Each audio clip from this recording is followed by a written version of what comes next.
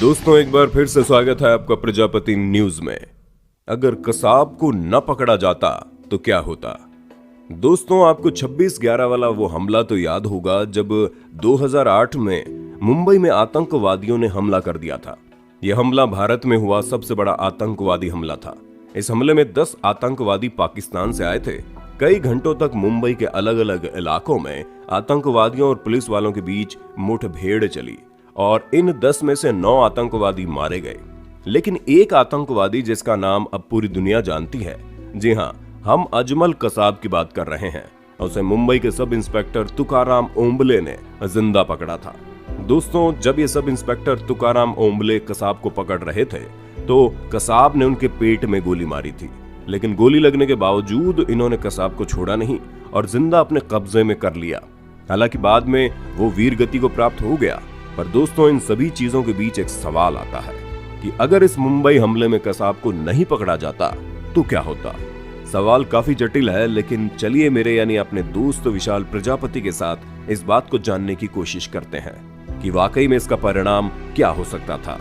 चलिए वीडियो को शुरू करते हैं, लेकिन वीडियो शुरू करने से पहले एक छोटी सी रिक्वेस्ट है। वीडियो के नीचे रेड कलर का सब्सक्राइब बटन दिख रहा होगा, उस पर क्लिक करके सब्सक्राइब कर लें और साइड में बेल आइकॉन भी दिख रहा होगा, उस पर भी क्लिक कर लें ताकि आपको वीडियो मिले सबसे पहले। दोस्तों सबसे पहले हम उन पुलिस वालों की बात करेंगे जो वाकई में आम लोगों की रक्षा के लिए ये बिल्कुल भी नहीं सोचते कि इसका अंजाम क्या होगा। और उन्हीं में से एक शहीद तुकाराम ओंबले थे, जिन्होंने जिस बहादुरी से कसाब को पकड़ा था वो वाकई में काबिल तारीफ थी। और उनकी ऐसी बहादुरी की वजह से उनका स्टैचू भी बनवाया गया और उन्हें सम्मानित किया गया, जिसके वो पूरे हकदार हैं। पर जैसा कि हमने पहले पूछा कि अगर कसाब न पकड़ा जाता तो क्या होता। दोस्तों जवाब के तौर पर सबसे पहली चीज हम आपको ये बताना चाहेंगे कि कई सालों से पाकिस्तान दोस्ती का झूठा खेल खेलने में तुला हुआ था। लेकिन इस हादसे के बाद जब कसाब को पकड़ लिया गया तो उसके पाकिस्तानी होने से ये बात तो पता चल गई कि पाकिस्तान अपनी ओछी हरकतों से बाज नहीं आएगा।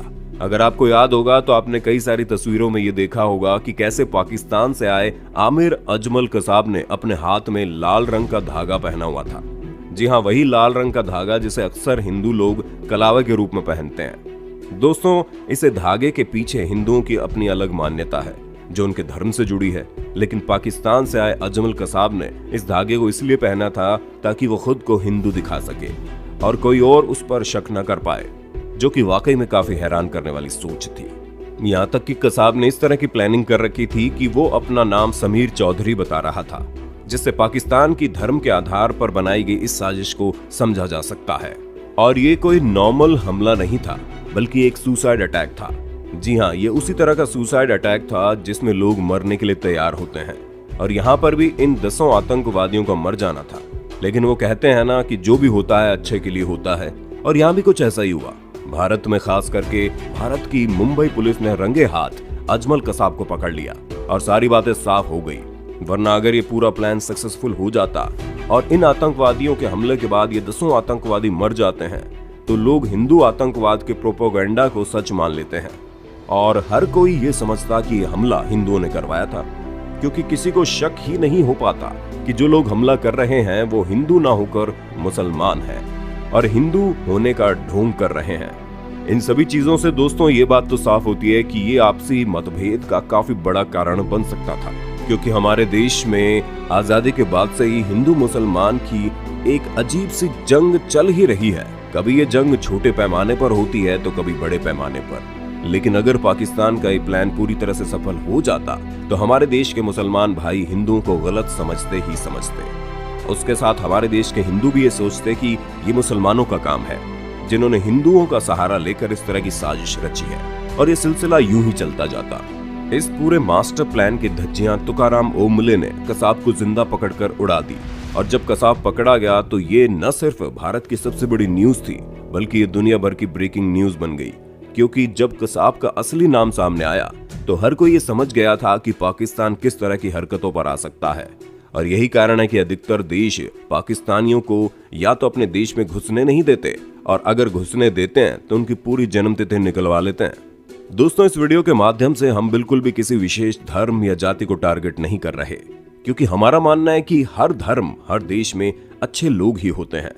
जो इस तरह की चीजों के खिलाफ होते हैं। पर सबसे बड़ी बात यह है कि देश की सरकार कैसी है, क्योंकि अगर किसी देश की सरकार दूसरे देश के साथ आपसी मतभेदों को खत्म करके बेहतर तरीके से आगे बढ़ने की सोचती है तो इसमें दोनों देशों का फायदा होता है।